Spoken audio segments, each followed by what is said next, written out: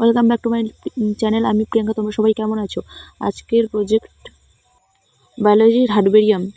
প্রথমে তোমরা এমন একটা কভার ফাইল নিয়ে তারপরে এরকম একটা ফ্রন্ট পেজ বের করে নেবে। এরকম কভার ফাইল বা এরকম কাগজ তোমরা দোকানে কিনতে পেয়ে যাবে। ফ্রন্ট পেজ বের করে নেবে, তারপর লিখবে সূচনা, তারপরে লক্ষ্য উদ্দেশ্য, তারপরে লিখবে কাজের পর্যালোচনা। এরকম পয়েন্ট পয়েন্ট করে পুরোটা তোমরা লিখবে। আমি ঠিক যেমনভাবে লিখেছি তোমরা ঠিক এমনভাবেই লিখবে। লিখলাম, এবারে গেলাম পরের পেজটাতে দেখো এবারে লিখেছি প্রয়োগ।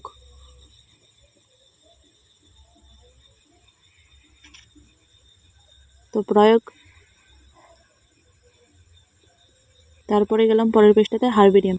হার্বেরিয়ামের এই যে পাতা, যেমন বইয়ের ভিতরে পাতাগুলোকে শুকনো করে রেখে তারপরে এগুলোকে চিট দিয়ে মারিয়েছি। তারপর যেমন আম পাতা, এর বিজ্ঞানসম্মত নাম লিখেছি।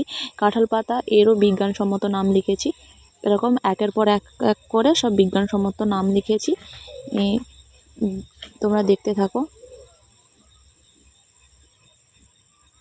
আর এই পাতাগুলো কেমন করেছি না, 15 দিন আগে থেকে পাতাগুলো চারধার থেকে কুড়িয়ে এনে জোগাড় করে এনেছি। জোগাড় করে এগুলোকে বইয়ের ভিতরে পুরে রেখেছি। বইয়ের ভিতরে শুকনো হয়ে একটু কালো শীটের দাগ পড়ে গেছে। এগুলোকে নিয়ে খাতায় মাড়াতে হবে, কাঁচা পাতা দিলে হবে না কিন্তু।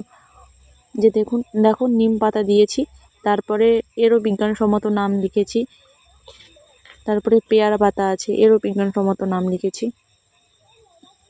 তোমরা দেখতে থাকো একের পর এক পাতা। তোমাদের স্কুলে যা যা পাতা দেবে তোমরা তাই দেবে। আমাদের স্কুলে যা যা পাতা দিয়েছিল আমরা ঠিক তাই দিয়ে করেছি। আর তোমাদের যা দেবে তোমরা ঠিক তাই করবে।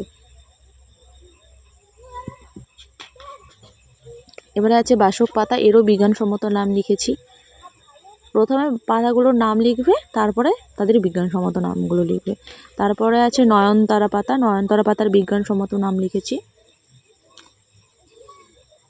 নয়নতারা পাতার পরে যাচ্ছি তুলসী পাতা, তুলসী পাতারও নাম লিখেছি।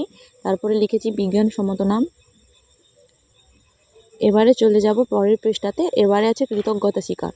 তনুটি দেখে নাও, এমনভাবে কৃতজ্ঞতা স্বীকার লিখবে। নিচে যে যার শিক্ষার্থীর নাম লিখবে, স্কুলের ম্যামের নামও লিখবে, ঠিক এমনভাবে লিখবে। আজকের জন্য টাটা, দেখা হচ্ছে নেক্সট ভিডিওতে।